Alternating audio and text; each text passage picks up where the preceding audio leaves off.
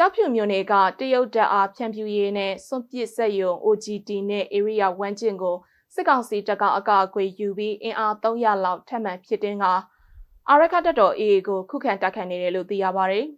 ။ကျောက်ဖြူမြို့နယ်ခုံးရွှင်တိုင်းတွေက OGT ဆက်ယုံနဲ့ Area အတွင်းကစစ်ကောင်စီရဲ့နေရာယူထားတဲ့စခန်းငယ်နဲ့နေရာတွေကိုကျောက်ဖြူအခြေဆိုင်ခမာရ942နဲ့ခမာရ943အပါအဝင်နေပြည်တော်ကစစ်အင်အားအသစ်တွေဖြည့်ပြီးAA ကိုခုခံတိုက်ခိုက်နေတာဖြစ်တယ်လို့မြေပြင်စီရေးသတင်းရင်းမြစ်တယောက်ကနရင်စရာကိုပြောပါရယ်။ချင်းမြန်တပ်ရင်း2ရင်းကနေအင်အား200လောက်နဲ့နေပြည်တော်ကလည်းအင်အား100ကျော်အင်အားအသစ်ဖြစ်နေတာဖြစ်တယ်လို့သူကဆက်ပြောပါရယ်။အဲ့ဒီစစ်ကြောင်းတွေအကုန်လုံးဟာတရုတ်စီမံကိန်း area ကိုကဘာယူပြီး AA ကိုတိုက်ခိုက်နေက